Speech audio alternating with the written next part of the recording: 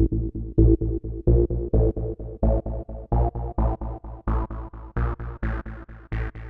morning and welcome to graduates, family, friends, alumni, staff, faculty members, administrators, and members of the Cazenovia College Board of Trustees. I am pleased to see so many of you here today to join us in celebrating what is indeed a memorable occasion. As president of Cazenovia College, I declare the 190th commencement ceremony to be in session. Yeah. At a college where we equate our experience to that of a family, it is fitting that one of our own has returned to campus to give today's commencement address to our graduating class. Ladies and gentlemen, it's my honor to announce Cazenovia College's 190th commencement speaker, Shane Odell.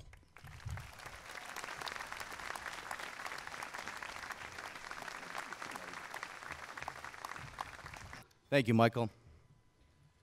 Thank you, President Tierno, Board of Trustees, faculty and staff, family and friends in the back that are joining us, and most importantly, class of 2015. Congratulations.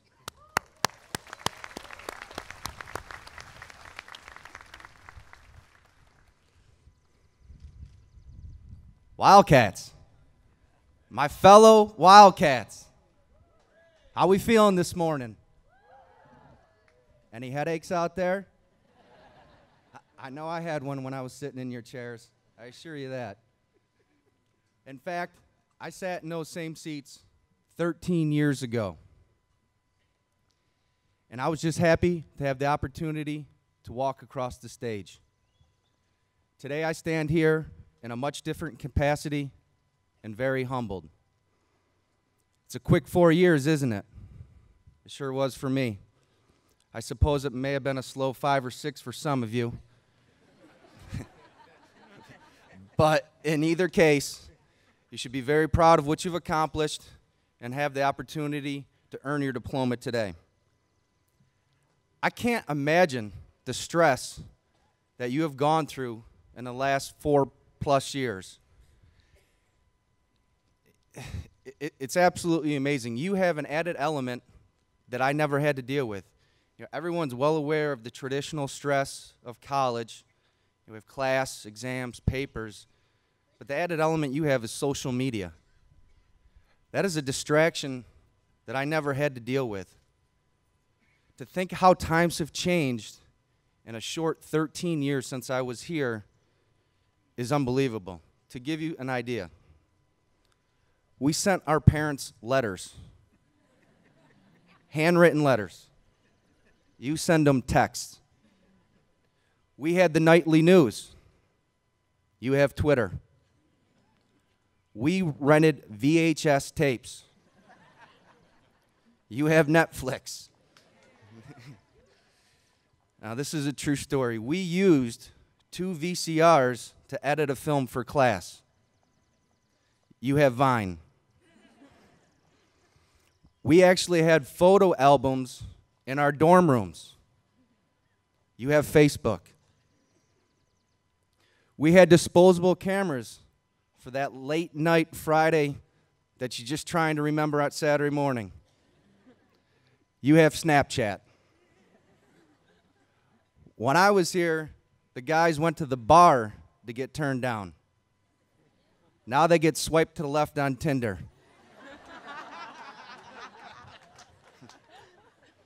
Sorry, fellas.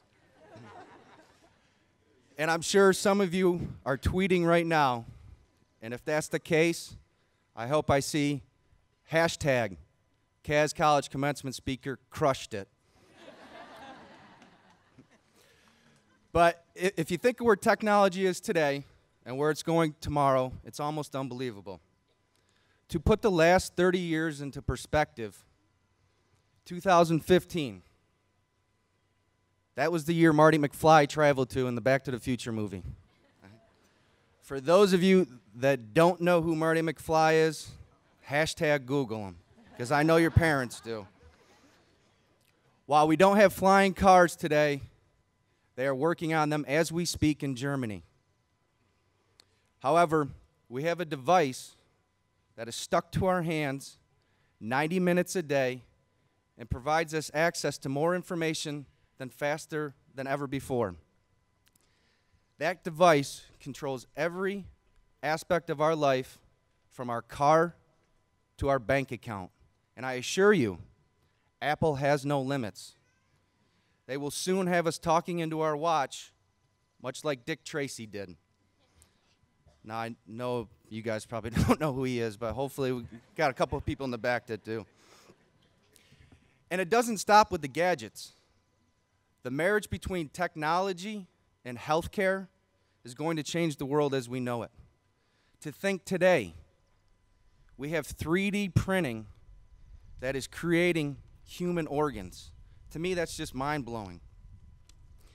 Many of the advancements that were considered impossible 30 years ago in this movie are a reality today. I can't imagine what the next 30 years will bring. Even more ironic is that the Cubs actually have a shot at the World Series this year. Personally, I think we'll see the flying car first, but we'll find out. Last month, I had the privilege to talk with 5 of the graduates sitting with us today. We talked about many different topics surrounding Cazenovia College, student life, and what to expect the minute you leave here. The hour-long conversation was very enlightening, and I hung up the phone very, very impressed with the small sample set of students from this year's graduating class. All 5 of them: Samantha, who was up on stage here a moment ago, Rachel, Andrew, Amanda, and Brittany, who my wife and I had an opportunity to meet last night, are all very dynamic individuals. And I assure you, they are much more aware of the journey they want to lead a month before graduation was than I did 13 years ago. They shared some great stories and had some interesting questions, but there are a couple comments that I will never forget. Andrew described you, all of you, the class of 2015, as a family. To describe a group of this many people that come from all around the world with different backgrounds and different cultures as a family, I felt was pretty special and says a lot about this year's graduating class. Rachel then asked me a question that brought back a lot of different emotions for me. She wanted to know what were some of the most memorable moments I had on this campus. I shared with her that I had many, but there are a couple I will never forget. My best memory by far was looking up in the stands and seeing both my parents at every home game we had. Also receiving an at-large bid to the NCAA tournament my senior year, that was pretty special. That tournament was exciting not only as a player, but for our entire student body. Unfortunately, not every moment as a student was a positive one. I realize most of you were probably 7 or 8 years old, but everyone knows where they were on 9/11. I was in my apartment at 7.5 Lincoln Street when the first tower went down just a short 251 miles from here. I will never forget that moment. It gives me goosebumps just talking about it today. We'll never be able to thank our men and women in uniform and the first responders enough for their courageous acts during that very difficult time, but we should try every chance that we get. Today is U.S. Armed Forces Day, and I would like to thank all of our veterans that are with us today, especially my brother-in-law, who just got back this week after several tours and 3 years in Japan.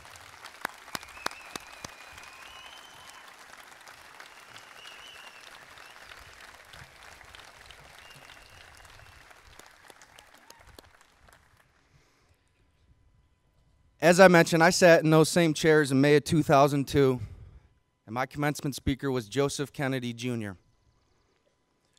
I'm embarrassed to admit this, but but I don't remember one word that man said.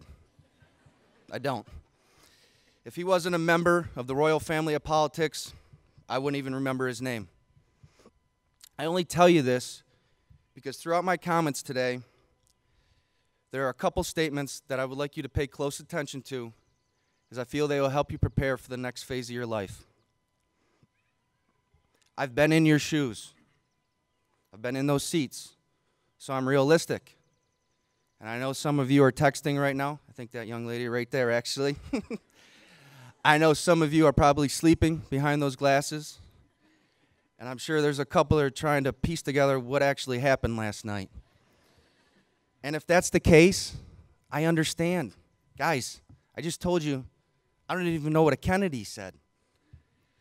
But when you hear me say, listen up, Kaz, I'd like you to pick your head up for a brief moment, tune in, because I promise you the words that follow can change your life. I'm confident the primary reason Dr. Tierno asked me to talk with you today is because I've been fortunate enough to experience some success since graduation. I can relate to your time here as a Cazenovia College student, and I can provide you a realistic preview of what is next to come. Here's the first of three. Listen up, Kaz. The most important thing I've learned since graduation is that you're not entitled to anything in this world except an opportunity. Let me repeat that. The most important thing I've learned since graduation is that you're not entitled to anything in this world except an opportunity.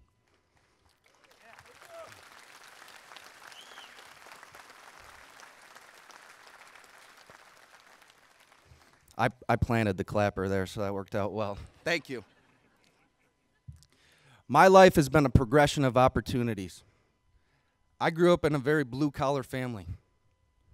My mother was a bus driver, and my father has worked 33 years for the local power company. I can assure you there were no silver spoons in our house, just the plastic kind. However, I would have it no other way, and I'm very proud of where I come from and where I'm at today. I've been fortunate enough to leverage those opportunities to the best of my ability. Every major life event I've had has been the result of a relationship that I built, and in my case, just happened to be while I was playing basketball. As I'm sure most of you can guess, I wasn't selected in the 2002 NBA draft. And after some of Mike's comments and statistics, I'm sure that's hard to believe. However, basketball opened doors for me that I never imagined were possible. Basketball led me to Cazenovia College. Basketball led me to my first job, the state of Florida, my career, and ultimately my beautiful wife and children.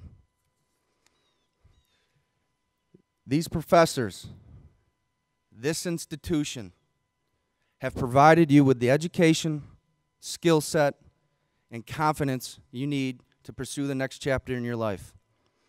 You should be very proud of the name on your degree today. I'm extremely proud to say I graduated from Caz College, the same school that graduated Leland Stanford, the founder of Stanford University. The day of my graduation, my grandfather and I got into a huge debate. He felt that certain degrees, Ivy League in particular, which I find ironic, help kids get the best jobs in this country, and I strongly disagreed then, and I am proof today that I won that debate. I told him that the name on the degree may help to get an interview, but it's the person in that interview that gets the job. I strongly believe you open your own doors. I graduated from here with a 2.76 GPA. And today, thank you.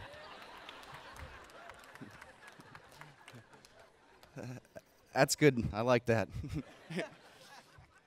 And it is significant, and I wanted to mention that because, as I said, I graduated from here with a 2.76 GPA. Today I'm a partner in a $600 million wealth management practice.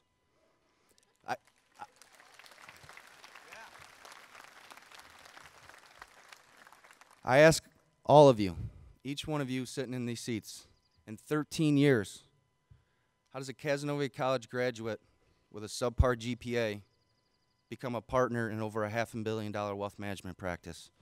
Think about that. In a moment, Dr. Tierno is going to hand you your diploma. Based on the students I've met this weekend, I know you already have a good idea of the next phase of your life. However, I'd like to share with you some thoughts as you set off to create your own opportunities. Success means something different to everyone. For some, it's the amount of money they make. For others, it's the quality of life. For many, it's the relationship that they share with their family and their friends. You will have to determine what it means to you. But I promise, listen up, Kaz. If you don't have passion, pride, and perspiration in all that you do, success will be impossible. You will end up 40 years old living in your parents' basement. And I have news for you. That's not the definition of success. Those 3 words have served as the platform to take me from a Cazenovia College graduate to where I'm at today. I've sat across the table from 4-star generals, professional athletes, musicians, Federal Reserve governors, actors, and Fortune 500 executives. Individuals that are considered to be at the peak of their respective trade. And I assure you, they all have what I call the 3 Ps: passion, pride, and perspiration. Now, obviously, perspiration is a little bit of a knock on words, but equates to work ethic. But the 3 Ps certainly sound a lot better than 2 Ps and WE. A year and a half ago, my wife and I attended a Merrill Lynch event in San Diego. When the keynote speaker finished, I turned to my wife and I said, "Wow, that was unbelievable." And she agreed. And if you're married, you know that doesn't always happen. So that was exciting too. This speaker talked about growing up in a middle-class family, becoming a high school teacher, eventually coaching at the high school level, moving on to coach at college, and ultimately finishing his coaching career in the NBA. He talked about how he leveraged the relationships, which Mike touched on earlier, leveraged the relationships that he built while coaching into a broadcasting career, and it's what he's done the last 30 years. At this point in the presentation, the 75-year-old man had already circled the room 3 times and was dripping in sweat. I'm not talking beads either, I'm talking pit stains here. It's a true story. Keep in mind that he's probably older than most of your grandparents. Then all of a sudden he dropped his head, started shaking it, and began to cry, the 75-year-old man.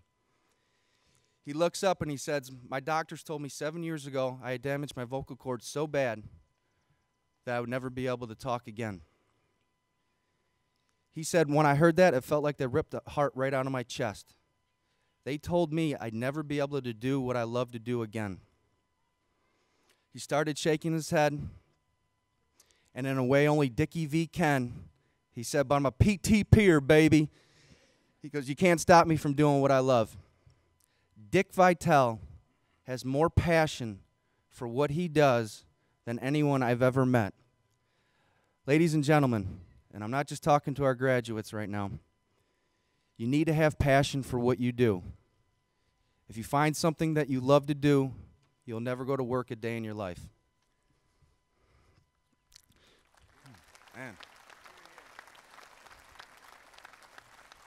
Man, I had the over-under on applause at like 2 with my wife. I think I just won, so I'm feeling pretty good about that. But I don't care if you're working on the cure for cancer or if you're sweeping floors. You must also take pride in everything you do. You never know who is watching, and you never know who is evaluating. I came across a young man roughly 5 years ago that I'll never forget. He was working the drive-thru at a local fast food restaurant. My first encounter with him came around 5 a.m. on my way into work. I stopped to grab an orange juice. Yes, guys, I said 5 a.m. The other side of 5 a.m. But I stopped to grab an orange juice and was completely irritated with what I perceived his demeanor to be. He was the type of guy that was so nice, even for the South, and they're very nice down there, that you thought he was just being sarcastic. For several weeks this went on. And every time it was, how can I help you, sir? Thank you, sir. May I get you anything else this morning, sir? Just way over the top for a drive-through at 5 a.m. So finally one day I said, do you really want to be here? And I will never forget his reply. He looked me dead in the eye and he said, yes, sir. I am so blessed to have this job. I don't know what my family would do without it. I go to school full-time during the day, and they allow me. They allow me to work third shift here. I didn't even know what to say to this gentleman, except, do you want to come in next week for an interview? True story. He respectfully declined because he was going to school for engineering, but that young man had so much pride, I know he will be successful in any endeavor. Please remember to always take pride in what you do and be proud of who you are. As you look to the future, I want you to consider your perspiration or work ethic. This is the one I feel is the most important, and quite frankly, the one I think our millennials have a reputation of struggling with. You, all of you, our very own Cass College graduates, have the opportunity to change that perception. But you have to be willing to strap the hard hat on and work harder than the next person. You should not feel like you're entitled to anything. It's important to recognize that you probably won't start out as the CEO, and you shouldn't expect to. You won't learn what a work ethic is by reading a book or surfing the web or anything on social media, I assure you that. Work ethic is a drive inside you that'll push you to keep going until the task is finished or the goal is achieved. My father taught me what a work ethic is at a very young age. It's not what he said, but rather what he did day in and day out. And growing up as a child, I never saw my father calling sick once. That drives me still today. I figure if he can get up and set telephone poles in the ground in this lovely central New York weather, then I can roll out of bed and get into my air-conditioned office. Friends, it's not what you do, but rather why you do, that will give you purpose and direction. As you set off to build those relationships and create your own opportunities, keep in mind your passion, your pride, and your work ethic. They will help you achieve your goals and whatever you set out to do. Last time, listen up, Kaz. I will leave you with this. For those of you who are fortunate enough to have someone help pay for your college tuition, don't forget to thank them. And I'm not talking about giving them a hug at the end of commencement today like they just bought you lunch either. And I'm certainly not talking about getting them a gift card. I mean, come on, guys. Does $50 to Wegmans, is that really worth the $120,000 they just knocked out for your education? I don't think so. I'm talking about taking a few days, writing them a handwritten note, and thanking them for giving you the opportunity to experience college and earn your diploma today. Everything you may or may not have done on this campus is behind you. You have the opportunity to do some special things from this day forward. Lead your life with integrity, character, and most of all, remember to have fun. I wish all of you the best of luck, and congratulations, class of 2015.